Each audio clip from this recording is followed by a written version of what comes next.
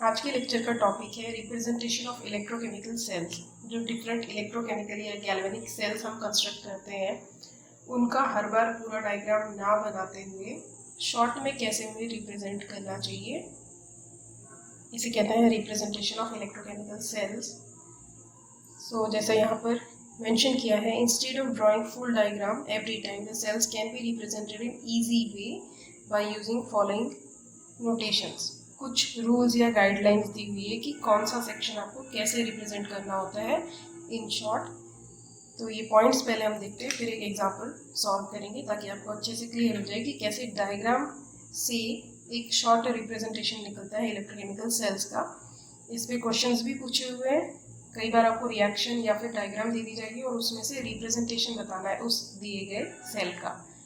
तो देखते हैं, पहला यहाँ बताया है कि नेगेटिव इलेक्ट्रोड या एनोड या फिर इलेक्ट्रोड एट विच ऑक्सीडेशन ऑकर्स। तीनों का मतलब एक ही होता है, एनोड पे ही ऑक्सीडेशन होता है और एनोड ही नेगेटिव इलेक्ट्रोड होता है in case of galvanic cells. तो इस एनोड को हमेशा एक्सट्रीम लेफ्ट में लिखा जाएगा रिप्रेजेंटेशन में, और पॉजिटिव इलेक्ट्रोड को जहाँ पे रिडक्शन होता है और जिसे कैथोड कहते हैं उसे एक्सट्रीम राइट साइड में लिखा जाएगा। तो पॉजिटिव इलेक्ट्रोड या कैथोड राइट में होगा और नेगेटिव इलेक्ट्रोड या एनोड के डिटेल्स एक्सट्रीम लेफ्ट में होंगे रिप्रेजेंटेशन में। नेक्स्ट पॉइंट है कि metal in direct contact with its ion in electrolyte solution is separated by single vertical line.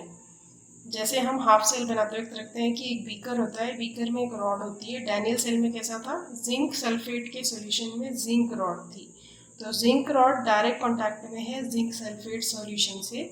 इस तरह के पोर्शन को जहाँ पे metal is in direct contact with its ion in electrolyte solution, तो उसे ये जिंक रॉड का जिंक हुआ, सिंगल वर्टिकल लाइन से सेपरेशन दिखाएंगे और आगे जिंक आयन दिखाएंगे।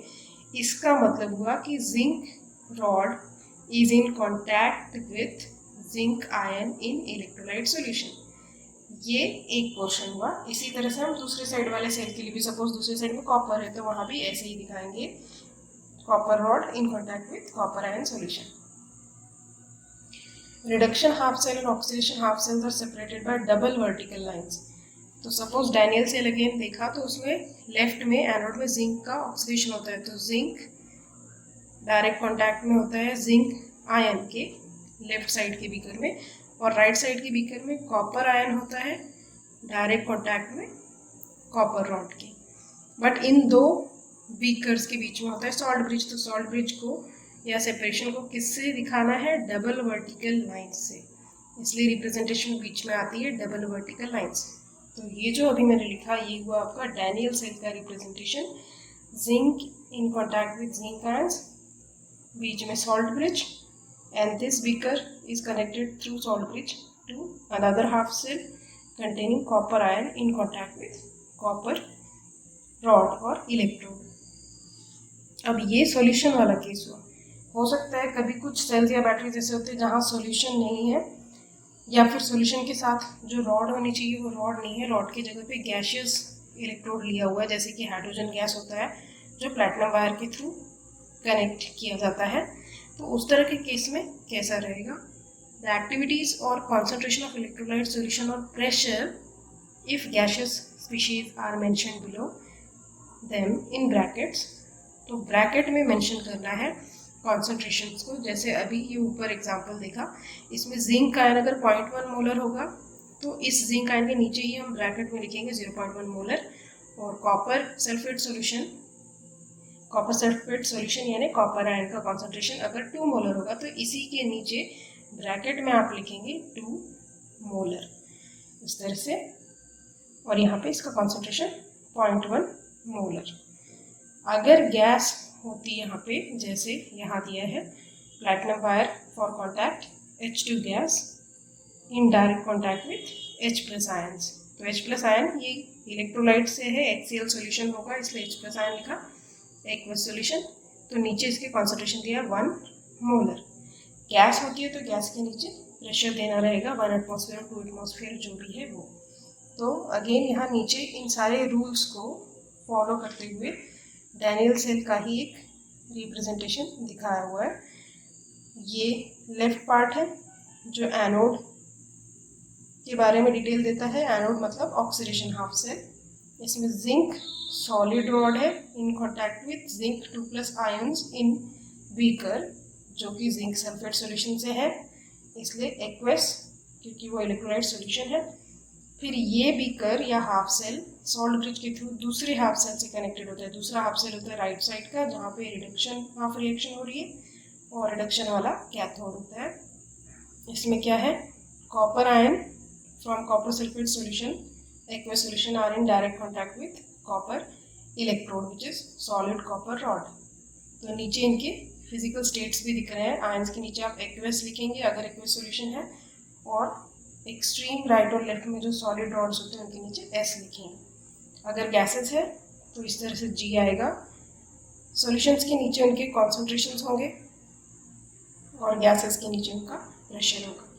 सिंगल वर्टिकल लाइन बताती है कि ये दोनों चीज़ें डायरेक्ट कांटेक्ट में है, मतलब टच हो रही है एक दूसरे को, और डबल वर्टिकल लाइन बताती है कि ये दो चीज़ें दूर हैं बट सॉल्ट ब्रिज से कनेक्टेड है। तो this double line shows salt bridge separation and single line shows contact of zinc electrode with zinc ions और any other electrode with any other ion from the electrolyte solution. अब इस पे इन rules को use करके एक और example देखते हैं। यहाँ पर आपको डायग्राम दिख रही है। This diagram has 2 half cells. इसमें एनोड पार्ट भी है और कैथोड पार्ट भी है। सो पहले डायग्राम देखते हैं, फिर डायग्राम में से रिप्रेजेंटेशन। ये गैल्वेनिक सेल दिखाया है। यहाँ पे एनोड है नेगेटिव, जिसमें जिंक रॉड ये डिप करी हुई है जिंक सॉल्यूशन में, और ये सॉल्ट ब्रिज से कनेक्टेड है। राइट हैंड साइड के कैथोड हाफ सेल से, रिडक्शन हाफ सेल से कैथोड पॉजिटिव है। कैडमियम कैथोड है, कैडमियम रॉड और कैडमियम आयन सॉल्यूशन है नीचे इलेक्ट्रोलाइट। वायर से कनेक्टेड है इलेक्ट्रोड्स। इसका अगर आपको कहा गया कि write the representation of this cell, तो आपको पता है एनोड वाला पार्ट आप लेफ्ट में लिखते हैं। एनोड में कौन सी रॉड कौन से आयन से कॉन्टैक्ट में है, Zn की रॉड Zn2+ के कॉन्टैक्ट में, इसलिए हमने लिखा Zn इन कॉन्टैक्ट में Zn2+। Zn सॉलिड है, सॉल्यूशन एक्वस है, सॉल्यूशन का कॉन्सेंट्रेशन 0.1 मोलर अगर गिवन है तो वो लिखेंगे नीचे ब्रैकेट में। फिर ये हाफ सेल सॉल्ट ब्रिज के थ्रू कनेक्टेड है दूसरे हाफ सेल को, इसलिए बीच में डबल लाइन, और फिर दूसरे वाले में क्या है, आयन है Cd2+ और रॉड है Cd की सॉलिड रॉड S। तो हमने फिजिकल स्टेट्स भी लिख दिए इनके। यहाँ पर ये हो गया complete representation of above given cell. इसको और एनोड पे चार्ज क्या है, रिएक्शन कौन सी है, इसे याद रखने का शॉर्टकट एक होता है जो कि है वर्ड लोन। लोन का फुल फॉर्म आप निकालेंगे तो आपको क्लियर हो जाएगा। L for left, O for oxidation, A for anode and N for negative.